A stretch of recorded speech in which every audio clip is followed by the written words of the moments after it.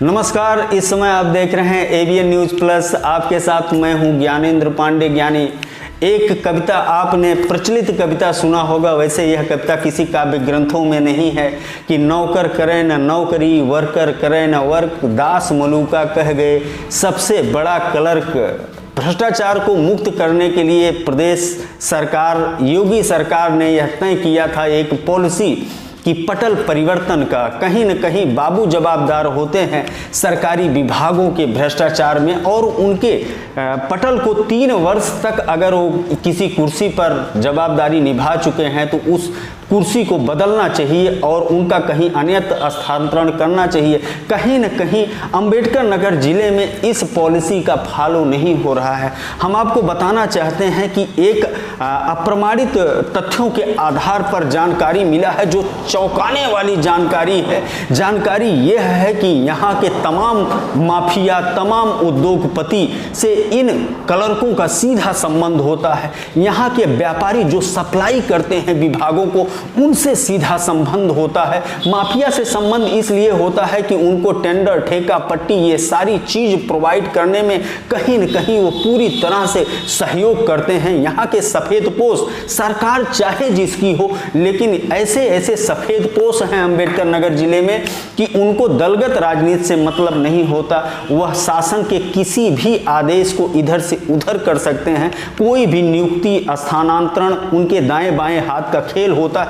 उनका सीधा संबंध इन बाबुओं से होता है। इसके अलावा उद्योगपति अपनी सुरक्षा के लिए उनसे संबंध बना करके रखते हैं और उनसे यह जानकारी लेते हैं कि आपके विभागाध्यक्ष, आपके जो बॉस हैं, इस जिले के जो सुप्रीम ऑफिसर हैं जिनके नीचे आप काम करते हो, वह किससे ज़्यादा बात करते हैं, वह किससे ज़्यादा मुलाकात करते हैं, उनके पास शासन का कौन सा पत्र आ रहा है, क्या है, पूरी जानकारी, पूरी सीक्रेंसी ये लोग बैठे हुए शासन से संबंध रखने वाले राजनीतिक लोग, माफिया लोग, व्यापारी लोग, उनको ये पूरी तरह से शेयर करते हैं पूरी जानकारी। उसके एवज में मोटी रकम पाते हैं। और शासन में बैठे हुए तमाम अधिकारी हैं जिनको लक्ष्मी नारायण का दर्शन करा करके ये लोग अपना संबंध बना करके रखते हैं। इस तरह का चौंकाने वाली जानकारी मिल रहा है कि इन लोगों का संबंध ऐसे लोगों से होता है जिसके कारण ये फेविकोल लगा करके बैठे हुए हैं। पिछले एक दशक से एक अधिक बाबू जो है कुर्सी पर जमाया हुआ है।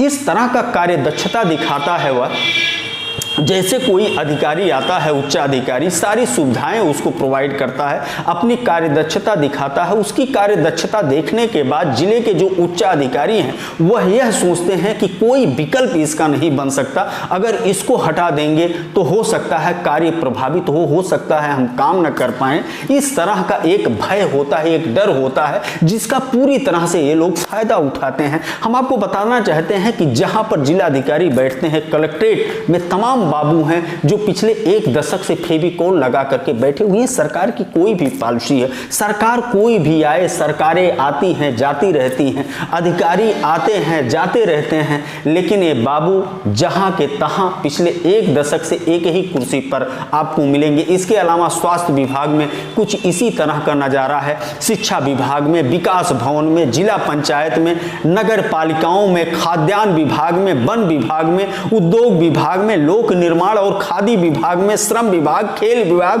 कृषि विभाग, ऐसे जिले के तमाम विभाग हैं जहां पर दमदार कहे जाने हुए बाबू लोग पूरा रसूख के साथ कब्जा जमाए बैठे हुए हैं। और इनको हटाने का अगर कोई प्रयास करता है तो फेल साबित होता है। अभी का मैं एक आपको जानकारी देना चाहता हूं कि शिक्षा विभाग के माध्यमिक शिक्षा परिषद में एक क्लर्क है जिसका शिकायत लोगों ने निदेशक उत्तर प्रदेश से किया। निदेशक उत्तर प्रदेश ने उसको जिले से हटाने का आदेश जारी करते हैं, जो पिछले 16 वर्ष से इसी जिले में जमा हुआ है, एक ही कुर्सी पर पिछले 6-7 वर्षों से लगा हुआ है, काम कर रहा है। उसके ऊपर गंभीर आरोप भ्रष्टाचार के लगे हैं। उसको हटाने की कोशिश 1.5 महीना पहले होता है, लेकिन निदेशक के आदेश को रद्दी की टोकरी में डलवा देता है वह बाबू। इस तरह का रसूख यहाँ के बाबू लोग रखते हैं।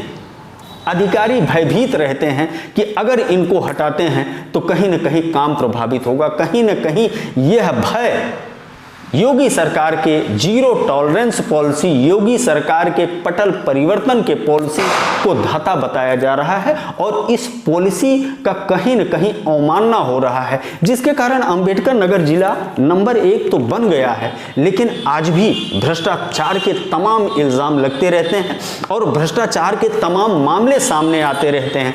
कहीं न कहीं यह बाबू लोग उसके जवाबदेह हैं। अगर इनके संपत्तियों की जाँच करा ली जाए तो इनके भतीजा के पास, इनके चाचा के पास, इनके मामा के पास, इनके ताऊ के पास, इनके मौसा के पास, सबके पास अकूत संपत्ति होगा जो इनके द्वारा प्रोवाइड किया गया है अपने प्रोटेक्शन में। वैसे इनके पास भी जो संपत्ति है अगर उसी की जांच कराई जाए तो आय से अधिक मिलेगा और कहीं न कहीं ये सलाखों के पीछे होंगे। इनका इतना बड़ा नेटवर्क होता है कि जिसको देख करके आप दंग रह जाएंगे। हम सिर्फ हंगामा खड़ा करना मेरा मकसद नहीं, मेरी कोशिश है कि ये सूरत बदलनी चाहिए। एबीएन न्यूज़ प्लस के लिए मैं ज्ञानेंद्र पांडे ज्ञानी, अंबेडकर नगर से।